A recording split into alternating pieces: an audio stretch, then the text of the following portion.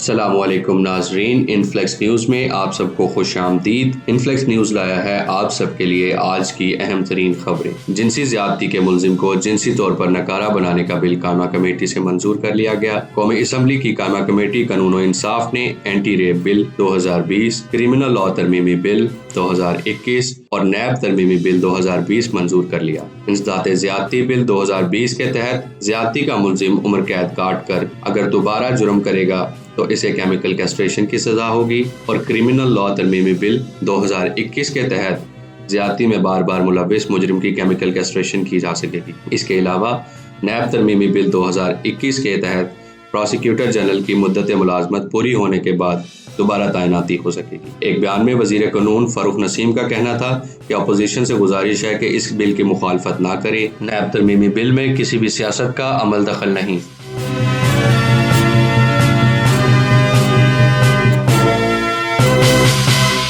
وفاقی دارالحکومت اسلام آباد میں رات گئے فائرنگ کے واقعات میں 2 پولیس اہلکار جاں بحق ہو گئے۔ پولیس کے مطابق کانسٹیبل اشتیاق رانجھا اور بشیر شاہ شمس کالونی کے علاقے میں موٹر سائیکل پر معمول کے مطابق گشت کر رہے تھے، جس دوران ان پر فائرنگ کی گئی۔ سینئر پولیس افسر نے کہا کہ آئی جے پرنسپل روڈ پر construction technology and training institute کے قریب فائرنگ کی اطلاع موصول ہوئی تھی۔ انہوں نے کہا کہ جب پولیس کی ٹیم جائے وقوع پر پہنچی تو اس نے ایگل اسکواڈ کے 2 پولیس اہلکاروں کی لاشیں دیکھی جو موٹر سائیکل سے کچھ فاصلے پر تھیں۔ واقعے کے فوراً بعد پولیس نے علاقے کا محاصرہ کر لیا اور حملہ آوروں کی گرفتاری کے لیے سرچ آپریشن کا آغاز کر دیا۔ سینئر سپرنٹینڈنٹ پولیس ڈاکٹر مصطفیٰ تنویر نے نیوز ایجنسی کو بتایا کہ پولیس کی ٹیمیں جائے وقوع کا جائزہ لے رہی ہیں اور قاتلوں کی شناخت کے لیے سراغ ڈھونڈ رہی ہیں۔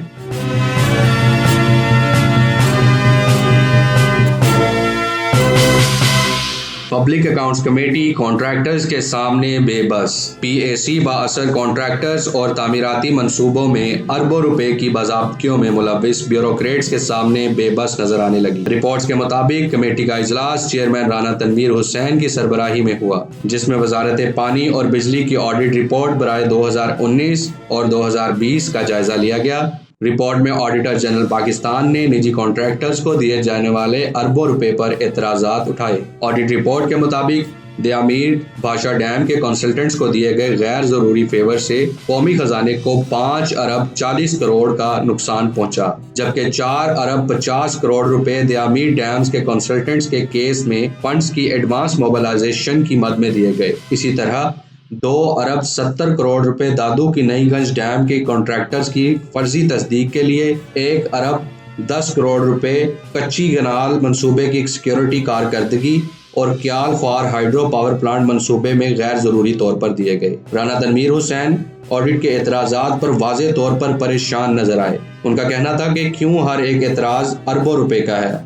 دوسری جانب نو تعینات شدہ سیکرٹری آبی وسائل doctor Shahzad Khan Bhangash audit paper سے واقف نہیں تھے، اور کیونکہ اجلاس میں water and power development authority کے چیئرمین بھی موجود نہیں تھے، جس پر پی اے سی نے آڈٹ رپورٹ کی سکروٹنی مؤخر کر دی۔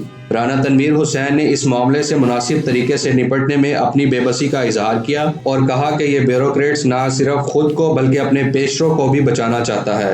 انہوں نے مزید کہا، میں سمجھنے سے قاصر ہوں کس طرح اربوں روپے نااہل کانٹریکٹرز کو دے دیے گئے۔